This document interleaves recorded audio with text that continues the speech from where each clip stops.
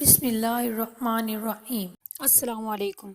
آج ہم بات کریں گے ایک ایسے صحابی پر جنہوں نے اسلام کے لیے بہت سے مصائب برداشت کیے، حضرت بلال حبشی۔ حضرت بلال حبشی مشہور صحابی ہیں جو مسجد نبوی کے ہمیشہ مؤذن رہے۔ شروع میں ایک کافر کے غلام تھے۔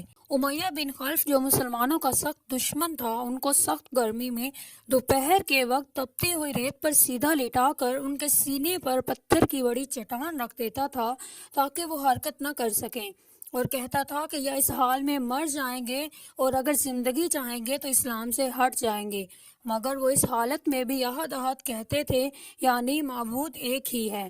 رات کو زنجیروں میں باندھ کر کوڑے لگائے جاتے تھے اور اگلے دن ان زخموں کو گرم زمین پر ڈال کر اور زیادہ زخمی کیا جاتا تھا تاکہ بے قرار ہو کر اسلام سے پھر جائیں یا تڑپ تڑپ کر مر جائیں۔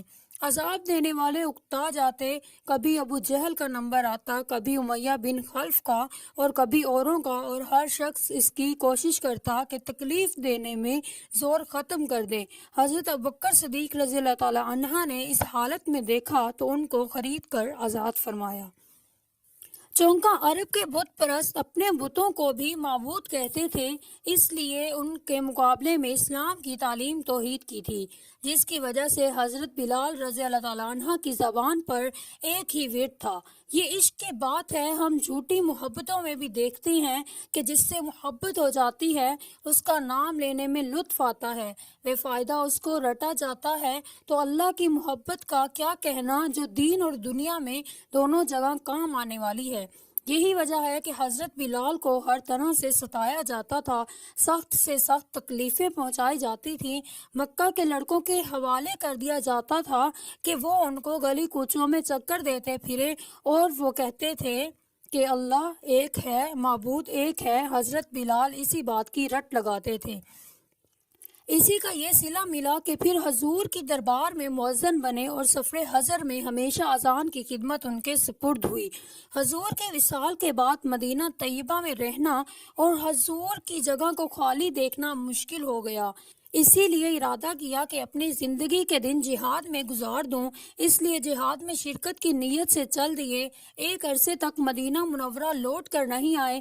ایک مرتبہ حضور کی خواب میں زیارت ہوئی۔ حضور نے فرمایا، بلال یہ کیا ظلم ہے، ہمارے پاس تو کبھی آتے ہی نہیں۔ تو آنکھ کھلنے پر مدینہ طیبہ تشریف لے گئے۔ حضرت حسن اور حسین نے اذان کی فرمائش کی۔ لاڈلوں کی فرمائش ایسی نہیں تھی کہ انکار کی گنجائش ہوتی۔ اذان کہنا شروع کی اور مدینہ میں حضور کے زمانے کی اذان کانوں میں پڑھ کر کوہرام مچ گیا۔ عورتیں تک روتی ہوئی گھر سے نکل پڑی۔ چند روز قیام کے بعد واپس آئے اور 20 سن کے قریب دمشق میں وصال ہوا۔ حضرت بلال کی اسلام سے محبت اس قدر تھی کہ آپ نے اتنے مصائب کے باوجود بھی احد احد کہنا نہ چھوڑا۔ یہی وجہ ہے کہ آپ کو دنیا میں بھی یہ مقام ملا اور آخرت کے لیے بھی خوشخبری عطا ہوئی۔ اگلی ویڈیو میں ہم آپ کے لیے واقعہ لے کر آئیں گے ایک ایسے صحابی کا جنہوں نے اسلام کے لیے بہت سے مصائب برداشت کیے، یہاں تک کہ ان کے والدین کو بھی شہید کر دیا گیا، لیکن انہوں نے اسلام سے انکار نہیں کیا۔